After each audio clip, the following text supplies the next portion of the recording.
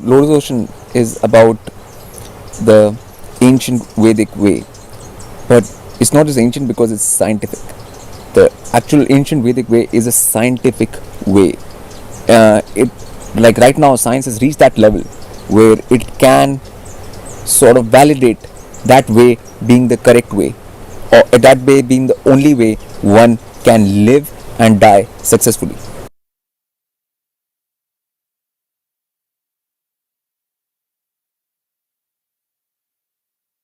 We cannot say in one sentence because life is a complex thing, and if one puts it in one sentence, then one demeans life in a way. When we look at the word lotus ocean, the term, there are two things in it: lotus and ocean. Now this ocean here we are talking about is not just the physical water ocean. It is the ocean of existence itself.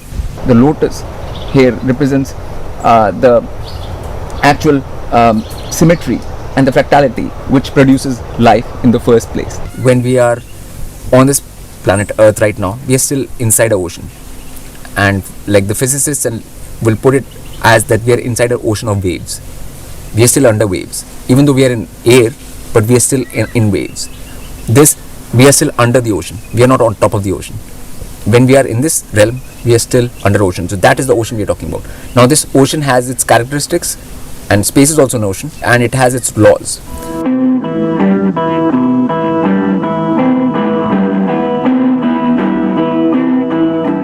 Lotus is a good starting point because even lotus represents the chakras inside our body.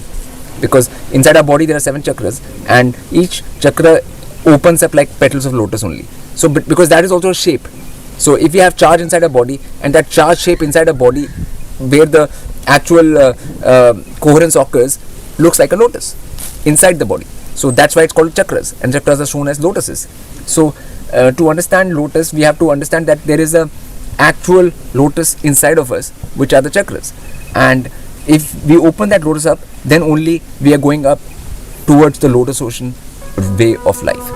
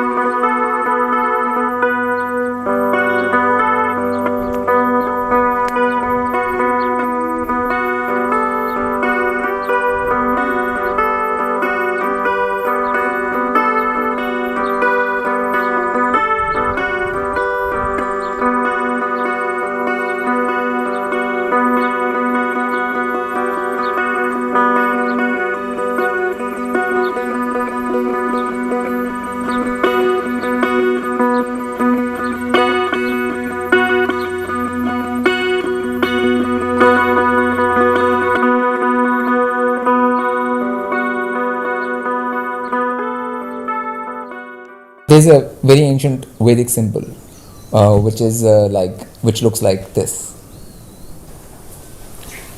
Now, a symbol doesn't have actual sound associated with it. For example, when we go into the Devanagari script, and you have e, and everything, and ka, kha, ga. So you know ka is like that, and that's called ka. But the sound associated with this particular symbol was not known. So nobody had written it down. So people started calling it om. like, so everybody started calling Om, Om, when this sound associated with this was not Om. It was actually like aeioum.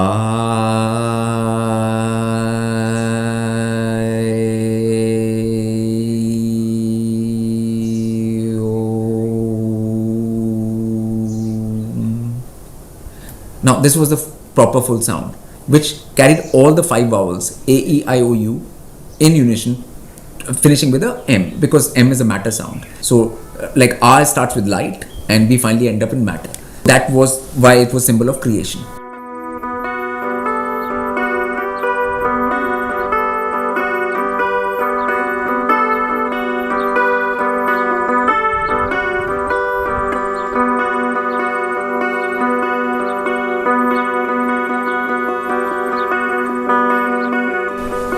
If one looks at example of anyone, like let's say take Gautam Buddha's example, and like where did Gautam Buddha get enlightenment? Was it in a concrete building? Was it in his house? Was it in his palace? Or was it under a tree? When you are under a tree, you are under a branching which is the same as your brain. So that's why it forms a fractal to your brain, and then your concentration automatically increases, your focus, your coherent focus and attention span increases, and that's why you can do what they call get into a meditative state much easier under a tree than any other place. And that's what happened to Gautam Buddha when he was under the Bodhi tree.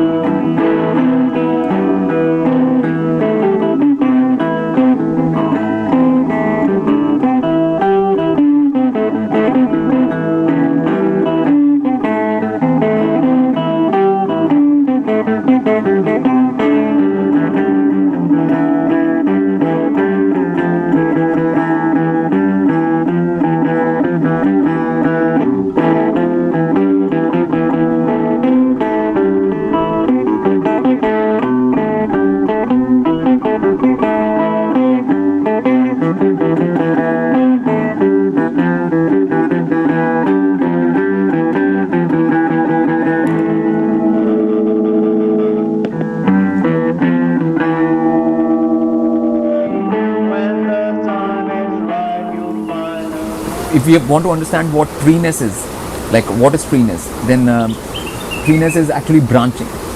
So all of nature is based on branching. Like the way the branching happens in the brain, the same kind of branching happens in the tree and in the branches. So like our brain is a little fractal and the tree is a bigger fractal, which creates a fractal even onto the stars.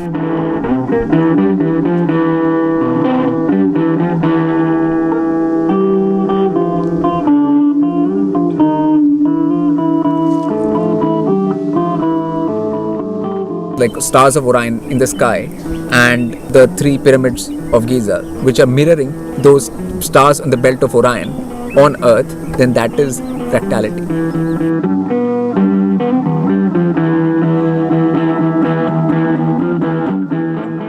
There are 2 ways things function in the multiverse. One is outside in and the other is inside out. You know, outside in is like, for example, if you have to make a cloud, you actually take a plane up into the sky and you throw silver nitrate crystals in the sky and you actually artificially make a cloud. And the inside out way will be you actually sit down and you get your heart going, beating in a fractal way, and you throw out an intent, a cloud be made and rain happen, and then a cloud will get made outside and the rain will happen. So that's called inside out way. For example, if you play some sound and some rainbow happens in the sky, that means you played the right sound, which nature gave a biofeedback. It produced a rainbow in the sky. You played a certain sound and then maybe rain started happening. I had gone to Australia and there was one place where rain had not happened for a long time, and I played a certain thing and rain happened within an hour or 2.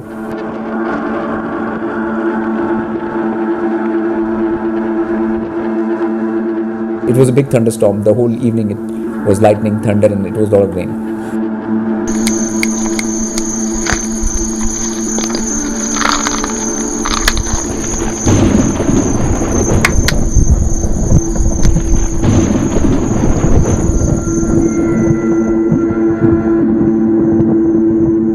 All technology always is actually coming from the outside in way instead of the inside out way, but inside out way is always a more supreme way. It is much more potent, and it will always win over the outside in way.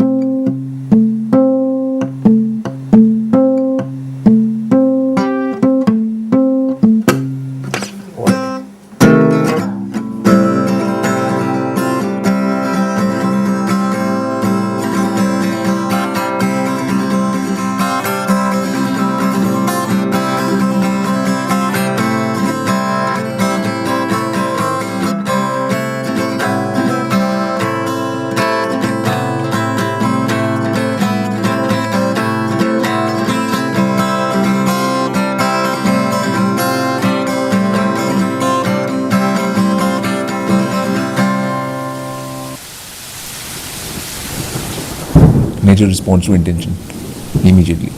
So intent is everything when it comes to nature.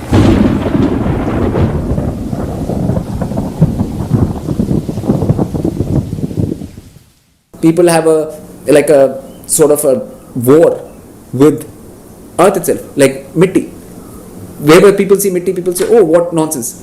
Like people see mitti on their clothes, then they say like, "Oh, what is this nonsense?" People see mitti on their houses. They want to get rid of it, as if mitti is some kind of demon, when mitti is actually the thing which grows their food. They are on war with mitti itself, which means you are on war with your own body. And if you are on war with your own body or biology, then you will not win. All you will get is diseases, pain, torture, and in the end, hell after death. That's the only thing one is going to get. So this whole mentality of war against nature, biology, and mitti has to end.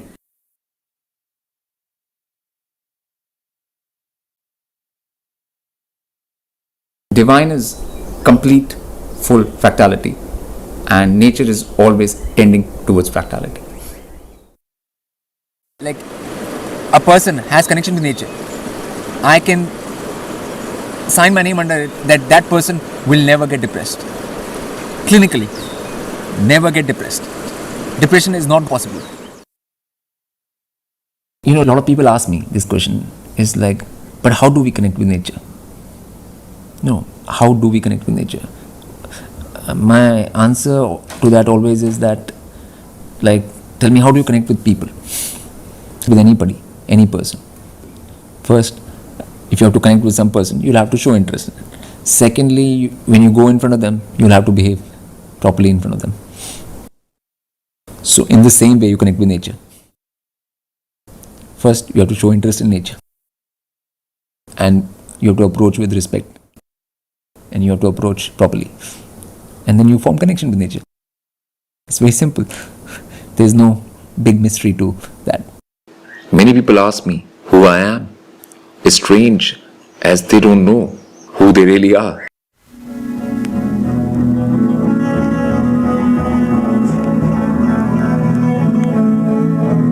Prashant Trivedi Very Shant Peaceful. Prashant is the equivalent of Pacific, the ocean which covers 2/3 of the earth's surface. Praha is Sanskrit for waves.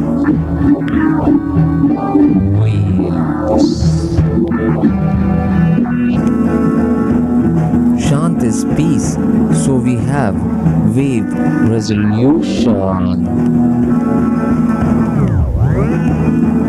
non-destructive interference amongst waves, leading to superluminal, faster than light speed implosion.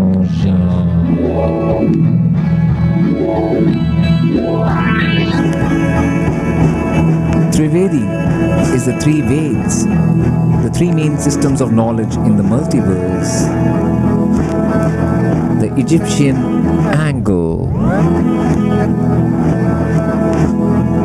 P equals Virgo equals Mercury equals Hermes. Trivedi is the same as Trismesticus. So P Trivedi is Hermes Trismesticus, the all-knowing one. PT is also the root of PTAH, Ta. In Sanskrit, Pita, Pati, the original patriarch. P is proper, T is crossing, a proper crossing across the ocean of illusion.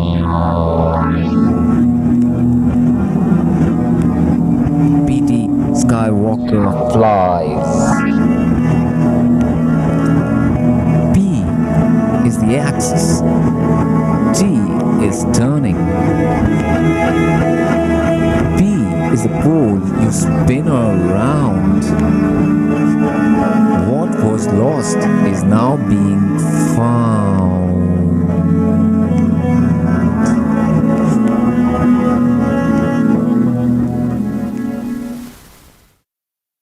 The word avatar in Sanskrit means crossing over, like you cross over. Avtaran. There are many purposes to an avatar. Like for example, like if an avatar comes down, it is there to raise the Bhudevi's vibrations up. That is one of the purposes, to save Bhudevi basically. Then to set up standards and precedents for future times. That is also a reason. But still the most important reason is to actually save the spirits and take them out. Give them an opportunity to get out of the physical realm of existence. That is the main purpose. Avatar is basically something which is coming from the divine realm, comes back into the physical, but is like everybody else when it's here. It's not like just because you're divine, everything will just happen. It doesn't happen like that. Once you go into the prison, like the rules of prison break are the same for everybody. So whether it's divine or normal being, that does not differ for that. So the whole point is, it goes into the prison to teach prison break to the beings which are already there. Even in like Krishna avatar, one can see that when they showed like Krishna was born into a prison straight. He was born straight into a prison, and then the prison got unlocked and he came out. So that is a metaphor for being trapped in the physical world. The physical world is the prison itself. So once you've gone into the prison, you've gone into the prison of your own accord. Other people, when they come, normal spirits, when they are born into this prison, they do that because they have no other option. Because they are just caught in the cycle of birth and death. They don't have enough knowledge or energy to get out of the 3D existence into the other realms. But when divine makes that journey, it is done through one's own will. Divine does that from one's own choice. When you are trying to get in touch with your Vedic roots, then you will become actual resident of this land.